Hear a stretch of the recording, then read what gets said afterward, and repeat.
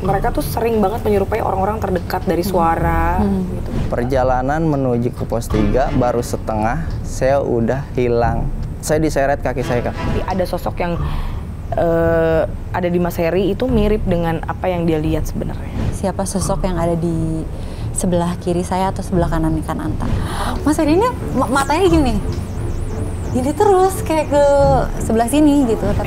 Kita makin habis nafasnya di sini nih. Sesek banget. Sesek loh. Berat sekali.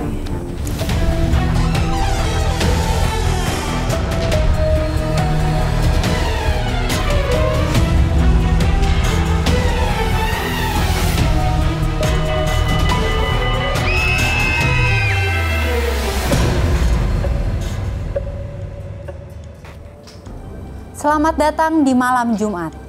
Jangan pikir kalian sendirian. Bersama saya Sylvia Genpati. Seperti biasa saya ditemani oleh Kananta. Kananta apa kabar? Alhamdulillah baik. Nah, Kananta ini akan membantu kita mengupas pengalaman mistis yang terjadi oleh narasumber kita. Nah, Kananta, sebelum kita mulai, aku pengen tanya dulu. Kananta, bener nggak sih katanya nih makhluk goib itu bisa menyerupai seseorang yang kita kenal? Bener banget.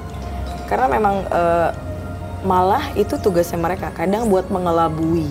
Oke, nah Kananta, ini ada video yang lagi viral. Jadi ada seorang perempuan, dia kedatangan sosok yang menyerupai suaminya pulang ke rumah.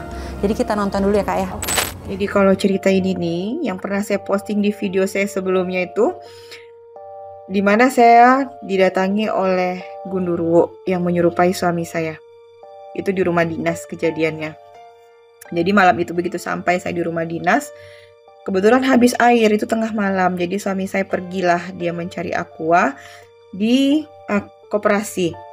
Dia telepon anggotanya supaya buka koperasi, dia mau ambil air.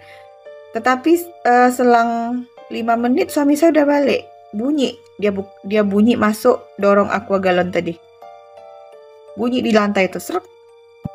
Assalamualaikum, kata dia kan. Saya langsung spontan. Anak saya bilang, Abi balik, kata anak saya. Tunggu dulu nak, jangan buka pintu kamar. Itu bukan Abi kalian, saya bilang. Tapi suaranya suara Abi loh bunda, katanya. Tidak, itu bukan Abi kalian. Abi kalian baru pergi, saya bilang begitu.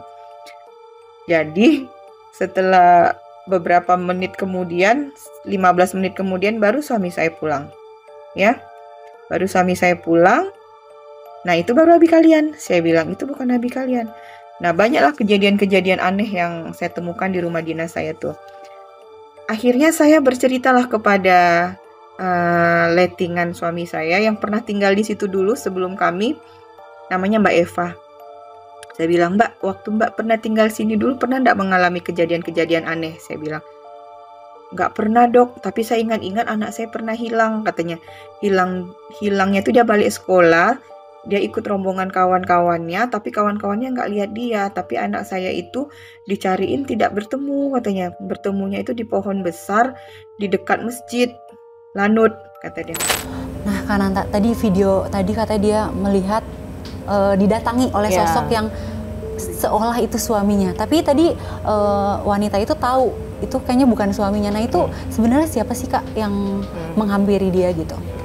Ya yang itu tadi emang mereka tuh sering banget menyerupai orang-orang terdekat dari suara. Gitu. Lebih sering sih yang aku temuin tuh selalu suara ya, bukan bentuk rupa jelas mirip gitu suara. Biasanya yang kayak gitu memang itu biasanya penunggu rumahnya yang memang udah lebih dulu dia di situ. Dan rata-rata orang yang dikasih tahu atau dikasih denger yang kayak gitu tuh memang punya sensitif yang beda sama orang-orang umum pada umumnya gitu. Jadi dia emang lebih sensitif, terus dia sebenarnya tujuannya cuma mau kasih tahu aja kalau dia ada di situ. Ada di situ. Jadi sebenarnya bisa dibilang cuman iseng. Wanita yang di video tadi cerita katanya ada anak dari tetangganya yang hilang dan setelah itu ditemukan di pohon besar.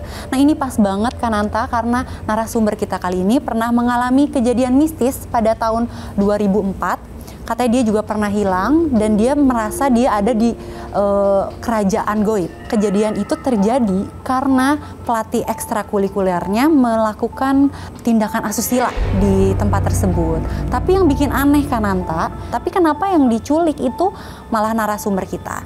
Nah, sebelum Kananta jawab, kita undang dulu narasumber kita yaitu Mas Heri. Selamat malam Mas Heri. Malam, Kak. Gimana, sehat? Alhamdulillah sehat. Kita pengen denger dan kita penasaran banget apa yang terjadi di tahun 2004 itu. Oke. Bismillahirrahmanirrahim. Ceritanya gini, dulu pas di tahun 2004 itu saya masih duduk di SMP. Itu saya ikut ekstrakurikuler pencaksilat. Dan untuk menjadi anggota pencaksilat itu saya harus mengikuti pelatihan dan pelantikan dulu, Kak. Nah, pelantikan tersebut diadain di daerah sekolah itu di jam 12 malam. Skemanya itu saya harus keluar dari sekolah untuk menuju titik atau pos-pos pembina atau pelatih saya berada. Sebelum pelantikan dimulai, jam 6 sore itu kita kumpul buat membentuk regu atau tim. Selesai pembentukan regu, kita semua istirahat dan diwajibkan tidur, Kak. Nah, posisi waktu itu semua sudah pada tidur dan lampu ruangan itu gelap, cuma ada pencahayaan dari luar. Muka saya ke agak kayak tembok itu. Di situ saya ngelihat sosok besar dari lantai sampai plafon kelas itu cuma kelihatan bagian kakinya aja. Saking takutnya saya alihkan pandangan saya ke jendela.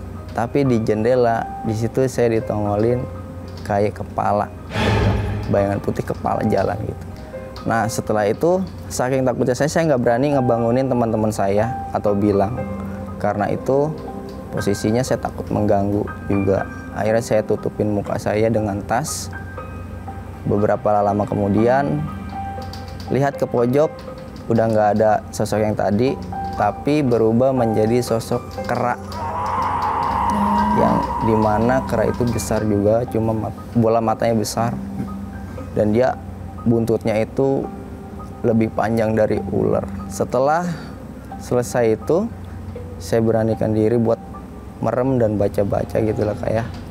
Akhirnya sampai ke jam 11:30, akhirnya pelatih saya masuk ke ruangan untuk membangunkan semuanya dan bersiap-siap. Saya bersama teman saya, ada 4 orang, menuju titik pos 1. Pos 1 itu saya tetap masih melihat sosok kera yang tadi. Jadi kayak ngikutin Mas Heri? Iya, sampai saya ngelihat jelasnya itu sampai di pos 2. Dan itu adanya di belakang pembina saya. Itu benar-benar jelas, Kak. Setelah itu saya langsung bilang sama pembina dan teman-teman saya, tapi teman-teman dan pembina saya tuh nggak ada yang melihat, jadi cuma saya aja yang melihat. Jadi mereka nggak percaya? Iya. Disangkanya saya tuh berbohong atau apa. Mungkin Halusinasi aja. Nah, setelah selesai di pos 2, perjalanan menuju ke pos 3 baru setengah, saya udah hilang. Nah, di situ di alam sadar saya tetap ngikutin teman-teman saya. Cuma pas saya masuk ke arah pohon bambu, kebun bambu itu, tiba-tiba mereka hilang. Yang munculin itu muncul sosok yang besar itu tadi. Yang tadi kamu lihat cuman kakinya aja. Dan kali ini kamu lihat full. Tapi saya harus ngedangak ke atas. Karena saking besarnya. Saking besarnya. Oke. Di situ satu sosok yang besar tadi, kera, sama satu lagi itu kayak pocong, cuma bola matanya itu turun ke bawah. Kayak mau jatuh. Iya. Gitu. Saya ngerasa takut, tapi nggak bisa bergerak. Saya diseret kaki saya, Kak. Di situ keseret, langsung saya hilang kesadaran. Nah, dilala, ternyata di situ saya udah hilang 2 hari. Dan di alam lain itu saya merasa berada di kayak kerajaan gitu kan. Kerajaan alam gaib. Satu tempat dia ditemukan itu full. Itu cuma punya dia. Jadi satu badannya dia tuh ukurannya segitu. Sebesar itu.